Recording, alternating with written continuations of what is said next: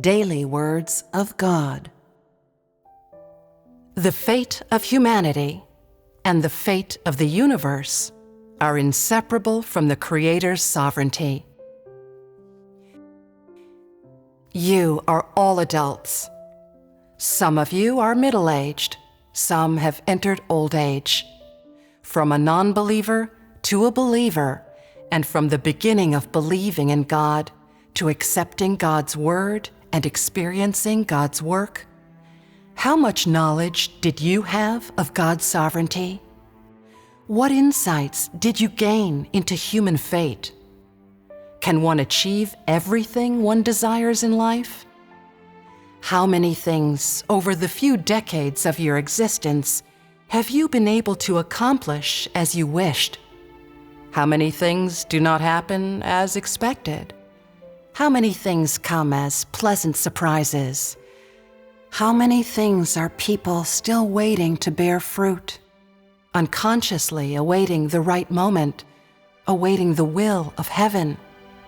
How many things make people feel helpless and thwarted?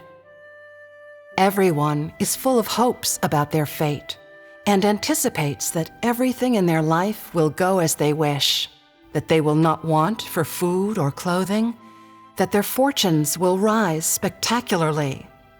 Nobody wants a life that is poor and downtrodden, full of hardships, beset by calamities. But people cannot foresee or control these things.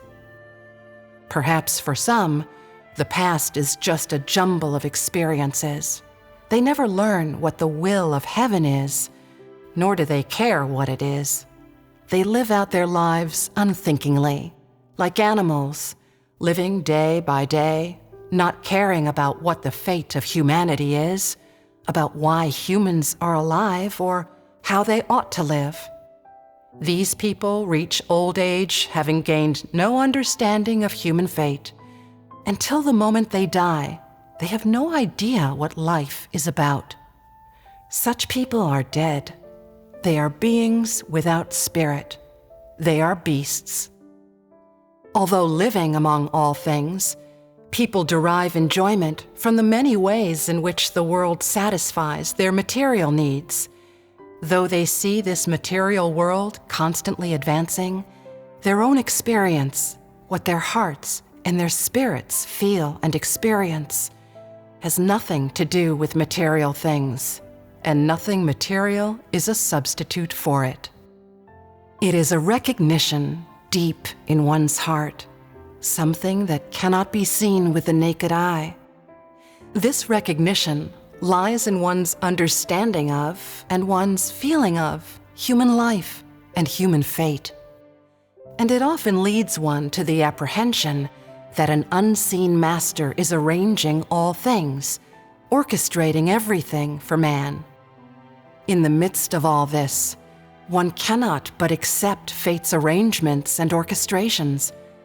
At the same time, one cannot but accept the path ahead that the Creator has laid out, the Creator's sovereignty over one's fate. This is an undisputed fact. No matter what insight and attitude one holds about fate, no one can change this fact.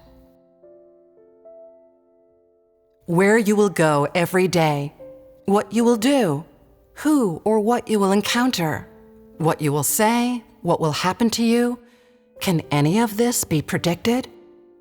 People cannot foresee all these occurrences, much less control how they develop. In life, these unforeseeable events happen all the time, and they are an everyday occurrence.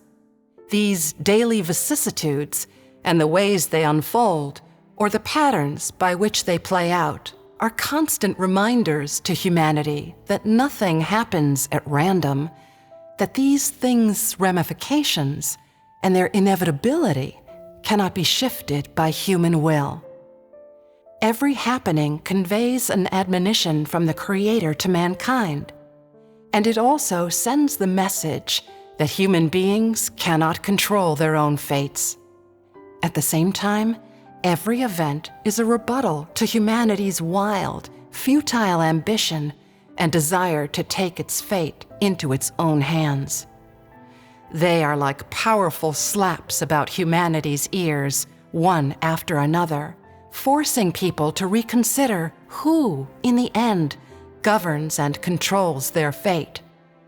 And as their ambitions and desires are repeatedly thwarted and shattered, humans naturally arrive at an unconscious acceptance of what fate has in store, an acceptance of reality, of the will of heaven and the Creator's sovereignty. From these daily vicissitudes to the fates of entire human lives, there is nothing that does not reveal the Creator's plans and His sovereignty. There is nothing that does not send the message that the Creator's authority cannot be exceeded, that does not convey the eternal truth that the Creator's authority is supreme. The fates of humanity and of the universe are intimately entwined with the Creator's sovereignty, inseparably tied to the Creator's orchestrations. In the end, they cannot be teased apart from the Creator's authority.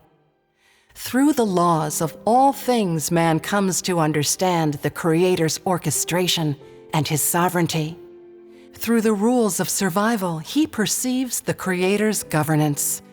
From the fates of all things, he draws conclusions about the ways the Creator exercises His sovereignty and control over them. And in the life cycles of human beings and all things, man truly experiences the Creator's orchestrations and arrangements for all things and living beings, and truly witnesses how those orchestrations and arrangements supersede all earthly laws, rules, and institutions, all other powers and forces. In light of this, humanity is compelled to recognize that the Creator's sovereignty cannot be violated by any created being, that no force can meddle with or alter the events and things predestined by the Creator. It is under these divine laws and rules that humans and all things live and propagate, generation after generation. Is this not the true embodiment of the Creator's authority? Though man sees, in the objective laws, the Creator's sovereignty and His ordination for all events and all things, how many people are able to grasp the principle of the Creator's sovereignty over the universe? How many people can truly know, recognize, accept, and submit to the Creator's sovereignty and arrangement over their own fate? Who, having believed the fact of the Creator's sovereignty over all things, will truly believe and recognize that the Creator also dictates the fate of a human life? Who can truly comprehend the fact that man's fate rests in the Creator's palm?